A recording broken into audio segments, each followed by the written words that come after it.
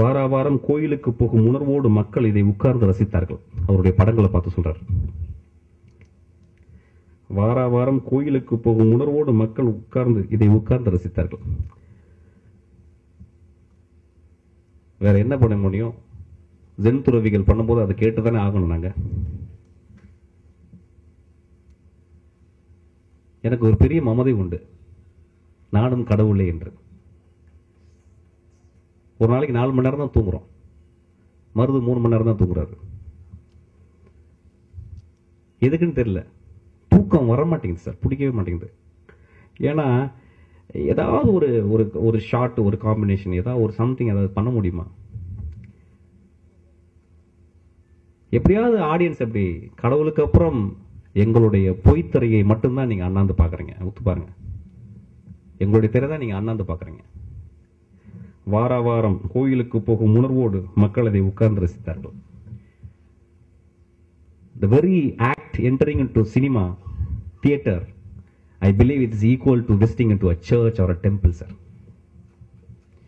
இந்த காலகட்டத்தில் எனக்கு ரொம்ப ரொம்ப வருத்தமான செயல். எப்படி ஒரு திரைப்படத்தை டிவிடியில் பார்க்குறாங்கன்னு தெரியல. அப்கோர்ஸ் பார்க்கலாம், ஒரு கிளாசிக்கையோ ஒரு குரசவாவுடைய சாருடைய படங்களையோ திரும்பி போட்டு பார்க்கலாம். இந்த படம் பார்க்க முடியாது அப்படின்னும் போது அது ஒரு ஜப்பானிய படமோ ஏதோ கிடைக்கும் போது எடுத்து பார்க்கலாம். என்னை மாதிரி திருடுறதுக்கு வசதியாக இருக்கும். எப்படி ரிலீஸ் ஆகிற ஒரு படத்தை அது எப்படி டிவிடியில் பார்க்க முடியும்னு தெரியவே இல்லை. Entering into theatre is an experience. அது ஒரு கோவில். நல்லா யோசிச்சு பாருங்க, இங்கேருந்து வீட்டில் இருந்து பொண்டாட்டி எப்பினால வச்சுட்டு ஸ்கூட்டரில் கிளம்புறோம். அதோட ஒரு பரிதாபம் எதுவுமே கிடையாது. போயிட்டு ஜாம் ஆகுது, அதுக்கப்புறம் போயினா பெட்ரோல் இல்லை, உடனே பெட்ரோல் போட்டுட்டு அதுக்கப்புறம் போகிறோம். அங்கே போனால் டிக்கெட் இல்லை, பிளாக்ல வாங்குகிறோம். அதில் ஏ ரோக்கு மனைவிக்கும் பி ரோக்கு எனக்கும் கிடைக்குது. உள்ளே போய் உட்காடுறோம். உட்காந்தா 10 நிமிஷம் படம் ஓடிடுது. அதுக்கப்புறம் பக்கத்தில் வச்சு, சார் ரொம்ப ஓடிடுச்சா சார், சும்மா பாரியா பார்க்குறோம். பார்த்தா கமல் அழுகுறாரு, அது நம்மளுக்கு பிடிக்குது. அதுக்கப்புறம் நம்மளும் அழுகுறோம் அவர் கூட. அப்படியே படம் போகுது. Immediately you get entwined with that story. அவங்க கேரக்டர்ஸோட போகிறோம், அந்த கேரக்டரோட வாழ்க்கையில பார்க்குறோம், அப்படியே போகிறோம். What a beautiful experience sir. இந்த எக்ஸ்பீரியன்ஸில் வீட்டில் உட்காந்து எப்படி சார் கிடைக்கும்? ஒரு ஃபர்ஸ்ட் நைட் மாதிரி ஒரு எக்ஸ்பீரியன்ஸ் ஆச்சு. அதோட எக்ஸ்பீரியன்ஸ் கிடையவே கிடையாது. அதான் சொல்லியிருக்காரு, வார வாரம் கோயிலுக்கு போகும் உணர்வோடு மக்கள் இதை உட்கார்ந்து ரசித்தார்கள். ஒரு பாலுமேந்திரா மாதிரி ஒருத்தர்கள் தான், சில பேர் தான் அந்த ஆளுமையோடு மக்களை இழுத்து உள்ள உட்கார வைக்க முடியும். தெரியல இப்ப எப்படி மக்கள்னு தெரியல. பாதி பேர் தேர் வெரி பிஸி. இப்போ ஒரு எப்படி சொல்றது, வேணாம், அது பிரச்சனையாயிடும். ரொம்ப பரிதாபமான ஒரு விஷயத்தை சொல்றாரு. சின்ன திரை எனக்கு தந்த இந்த படைப்பு சுதந்திரம் பெரிய திரைகள் 2 தடவைகள் மட்டுமே சாத்தியப்பட்டது. வீடு, சந்தியாராகம் ஆகிய 2 படங்களை மட்டும்தான் எந்தவித வணிக சமரசமின்றி நான் நினைத்தபடி பண்ண முடிந்தது. சமரசம் பண்ணி டயர்ட் ஆயிட்டோம். நானே 4 படத்துல டயர்ட் ஆயிட்டேன். அவர்ல இத்தனை வருஷம் என்னென்ன டயர்டானோ, ஒருவேளை அதனால தான் இவ்வளவு அமைதியாயிட்டேன்னு நினைக்கிறேன். ஒரு பெரிய மாக்கிங் தான், உட்காரும்போது தெரியுது, ஒரு பெரிய மாக்கரி தான். ஒரு பெரிய கலைஞனுடைய ஒரு பரிதாபம் பாருங்க. இங்க சமரசம் பண்ணி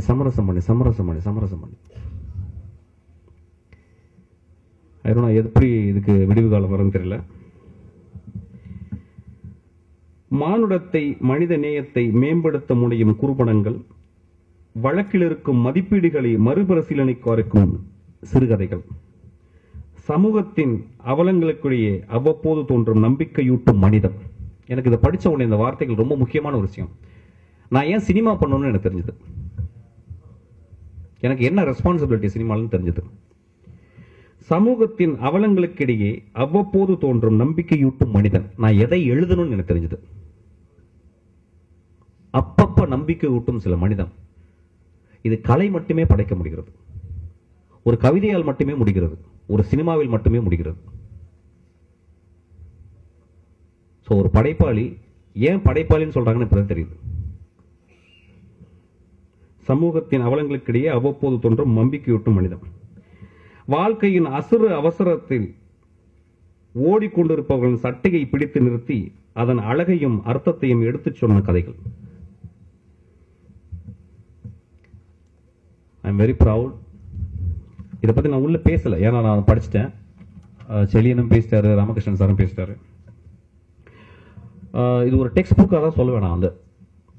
ஏன்னா தமிழ் சினிமாவில் புத்தகங்கள் வந்து சினிமாவை பற்றி வந்து எப்படி திரைக்கதை எழுதுவது, எப்படி வந்து எடிட் பண்ணுவது, எப்படி சினிமாட்டோகிராஃபி பண்ணுறதுன்னு சொல்லி இன்னும் புத்தகங்கள் வரல. How to right screen play பார்த்தீங்கன்னா ஒரு 260 புக்கு வந்து ஹாலிவுட்லேயே ரிலீஸ் ஆயிருக்கு. ஸோ இந்த மாதிரி ப்ராக்டிக்கலாக ஒரு சின்ன ஒரு கதையை எடுத்துட்டு அதை எப்படி விஷுவல் லாங்குவேஜுக்கு டிரான்ஸ்லேட் பண்ணியிருக்காரு நம்ம சொல்லி, நான் என்ன சொன்னாலும் வந்து அது வராது. ஸோ அதை படித்து பார்த்து அதை எப்படி அவர் டிரான்ஸ்லேட் பண்ணியிருக்காரு. ஃபார் எக்ஸாம்பிள் வந்து ஃபர்ஸ்ட் கதையில் வந்து கதை ஆரம்பிக்கும் போது ஒரு லெட்டரில் ஆரம்பிச்சிருக்கு, ஒரு டெக்ஸ்டில் தான் ஆரம்பிச்சிருக்கு. தன்னுடைய ஒரு மகன் வந்து அம்மாவை கூட்டிகிட்டு போடான்னு சொல்லிட்டு தன் தம்பிக்கு வந்து லெட்டர் எழுதுறான். ஸோ அது ஒரு டெக்ஸ்ட், அது ஒரு சிறுகதை. அது சிறுகதையை படிக்கும்போது நல்லா இருக்கு. பட் ஆனால் அது வந்து திரைப்படமாக போகும்போது அவர் டிரான்ஸ்லேட் பண்ணியிருக்கு விதம் அது அப்படியே வேற மாதிரி பண்ணியிருக்காரு. ஸோ இது நீங்கள் இந்த கதைக்கும் இந்த திரைக்கதைக்கும் பார்த்தீங்கன்னா கிட்டத்தட்ட ஒரு 200 டைம்ஸ் டிஃப்ரென்ஸ் இருக்கும். ரொம்ப ஆழமாகவும் அழுத்தமாகவும் இருக்கிறது. இதை சினிமாவை நேசிக்கும் மனிதர்கள், சினிமாவில் இருக்கிறவங்க மட்டும் இல்லை, அசிஸ்டன்ட் டைரக்டர்ஸ் மட்டும் இல்லை, சினிமாட்டோகிராஃபர் மட்டும் இல்லை, எல்லோரும் இதை வந்து படிக்கலாம். இன்னைக்கு திரைக்கதை வந்து ஹாலிவுட்ல ஒரு லிட்ரேச்சர் லெவலில் ஆயிடுச்சு. இப்போ நிறைய பேர் வந்து திரைக்கதை எழுதி வந்து லிட்ரேச்சர் அதுவே பப்ளிஷ் பண்ணுறாங்க. Not only as a novel ஒரு சிறுகதை தொகுப்பு இல்லாமல் திரைக்கதையே வந்து இப்போ வந்துருச்சு. So I think this is one of the very important work sir are done. நான் ரொம்ப பெருமைப்படுகிற இந்த மேடையில் இருந்ததுக்கு நன்றி, வணக்கம். என்னுடைய வகுப்புகளில் சில சமயங்களில் நான் சொல்வதுண்டு, யாமறிந்த மொழிகளிலே தமிழ் மொழி போல் இனிதாவது எங்கும் காணோம் என்று நாம் தலையில் வைத்து கொண்டாடும் நமது தமிழ் கூட பல சமயங்களில் நமக்கு மிக மிக தேவைப்படும் பொழுது நம்மை விட்டு தூர ஓடிப்போய் நின்று வேடிக்கை பார்த்து கொண்டிருக்கிறது. வார்த்தைகள் அர்த்தமற்று போகும் சமயம், வார்த்தைகள் கிடைக்காத சமயம் இன்று எனக்கு.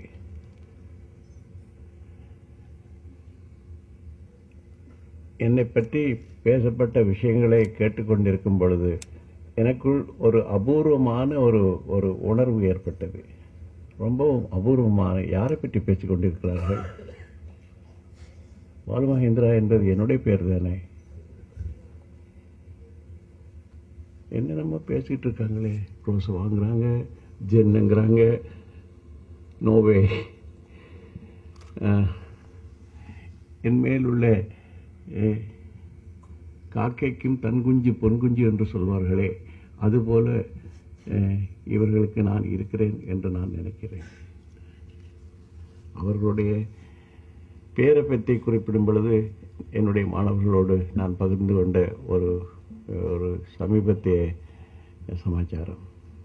வாழ்க்கையில் மிக முக்கியமான பல விஷயங்கள், நம்மோடு சம்பந்தப்பட்ட பல விஷயங்கள், அதில் நமக்கு தொடர்பு இருப்பதில்லை.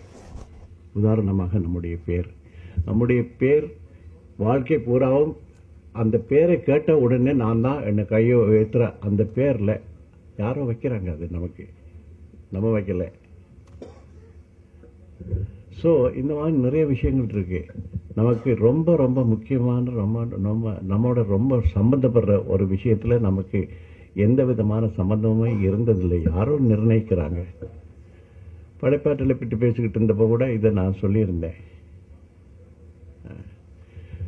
ஒரு 5 வயசு குழந்தைய இந்த பெண் குழந்தைய நம்ம டான்ஸ் கிளாஸுக்கு அனுப்பலாம்னே, அது பின்னாடி ஒரு பத்மா சுப்பிரமணியம் ஆகுது.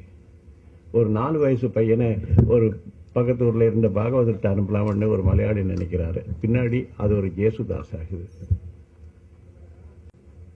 ஜேசுதாஸ் 4 வயசுல கேட்கல, என்ன ஒரு பாகவதத்தை அனுப்பு அப்படின்னு. ஸோ படைப்பு பல சமயங்களில் இன்னும் ஒருத்தரால் ஆரம்பித்து வைக்கப்படுகிறது, நம்மால் அல்ல. படைப்பின் ஆரம்ப புள்ளி. இந்த மாதிரி பல விஷயங்கள் பேசிக்கொண்டிருந்தேன். என்னுடைய முன்னுரையில் நான் குறிப்பிட்டது போல என்னுடைய இலக்கிய உபாசகம்தான் என்னுடைய மிகப்பெரிய பலம் என்று நான் நினைக்கிறேன். அதனால் தான் என்னுடைய மாணவர்களை வலுக்கட்டாயமாக அதற்கென்று தனியாக நேரம் ஒதுக்கி உட்கார்ந்து படியுங்கள் என்று சொல்லிக் கொண்டிருக்கிறேன். என்னுடைய காரணம், இலக்கியம் வாழ்க்கைக்கு, இலக்கியத்துக்கும் வாழ்க்கைக்கும் இருக்கக்கூடிய நெருக்கம் வேறு எந்த ஊடகத்துக்கும் வாழ்க்கைக்கும் இடையில் இல்லை என்றே நான் கருதுகிறேன்.